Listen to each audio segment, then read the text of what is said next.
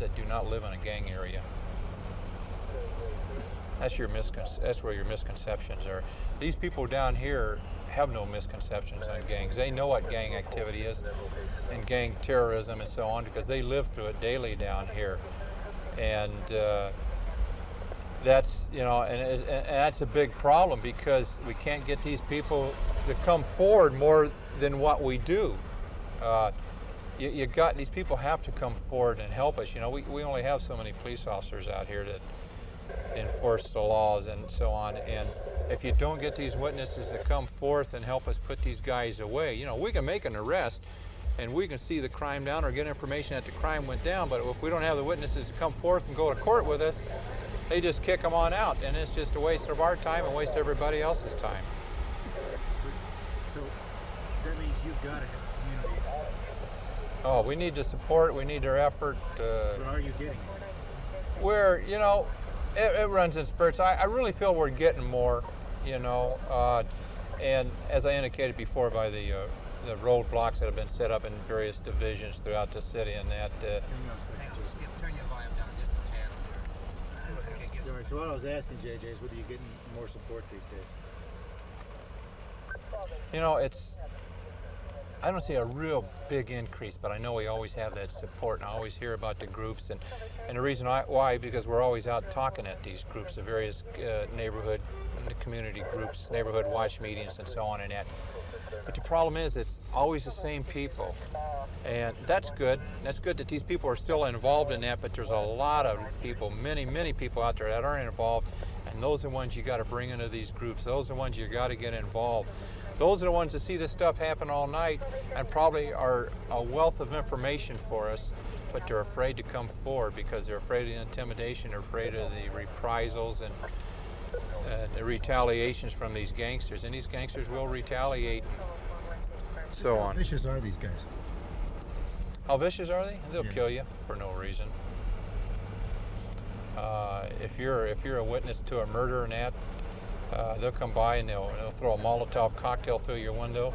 They don't care who's in there. They don't care if you have kids in there or women, whatever.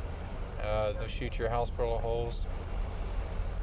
Like I say, anybody can ride up on a crowd of people standing on a corner, and you got females and young males and females standing in that crowd who may or may not be gangsters, and all around them and down the street and up in the sidewalk areas and the parking lots, you got the little kids riding their bicycles and so on, and that. They come by with an AK-47 and spray this whole group. You can imagine, how they care. How do you think a 10-year-old can get like that? 10-year-old? Well, a lot of it's family. A lot of them, they see their brothers involved in it. And if you got a family where some of the older brothers have been involved in gang activity and they've gone to jail and really there's no parental supervision there, what's going to happen to that 10-year-old? He's going to follow suit, He's going to have to follow his brother's tracks. Do you think there's any way out of this cycle? Is there? I think there probably is, but you really got to work at it, and it's going to be a combination of things. It's your school, your parks, your recreational departments, your families, the community support, your police. And once they do cross that line, and when they reach our level here and they go to jail, then they have to be dealt with at that level there, severely as far as I'm concerned. Because perfectly honest with you, I'm tired of seeing these guys in and out of jail all the time. It just doesn't do us any good. It doesn't do the community any good. Is it being handled right now in your bureau? What's good about our bureau is that we're trying everything. We're trying it from the community support, from the recreation department support with the basketball games. We work with ATF, the FBI, DEA. We work with everybody. We try to put some joint investigations together because we know how important and how successful it is to convict these guys federally and have them do some major mandatory time. So we're not opposed to seeking out different remedies and help from other sources. We had a drive-by shooting. I'm going to roll over on it. Yeah, I'm going to shoot. We were rolling away from it, and I think it's over at 59th. You just had a drive-by shooting? for his sound, please.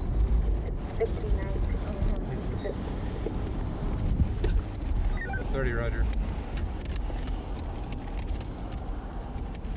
Yeah, if you want to interview me on the way, that's fine. To sell dope in on the same street, maybe the same house and that. They say, hey, forget the differences, let's make our money, you know, because money's there to be made.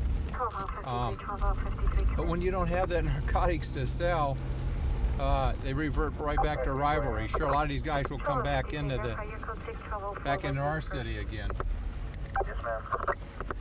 And I've seen a lot of rivalry this year with these drive-bys. Like Saturday night, I roll on 1, 2, 3, 4, 5. I rolled on 5 drive-by shootings within a period of an hour and a half. 2 killed, probably 7 wounded, I think, was the total on that. 17 and 415 man, Florence and Flower, Exxon Station, incident 4968. But that's, again, that, Charlie 67, Roger, show you code 6.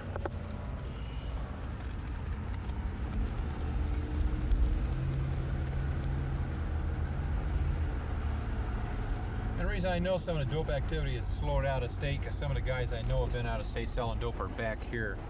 Matter of fact, one of the guys told me, one of the gangsters told him to say hi for him, you know.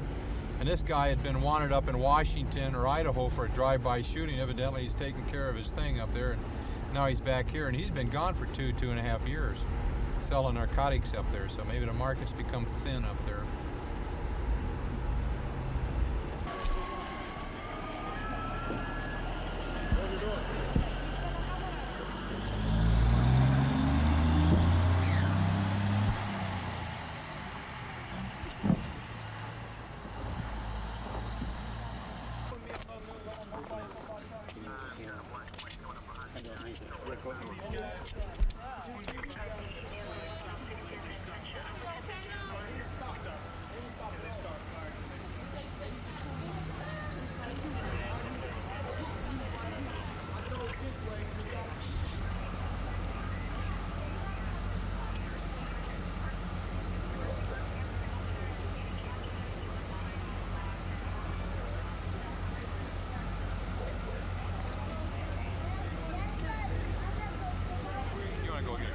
All right. Yeah.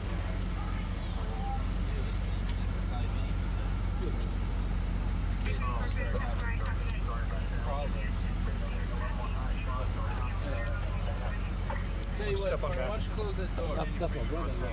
We're gonna find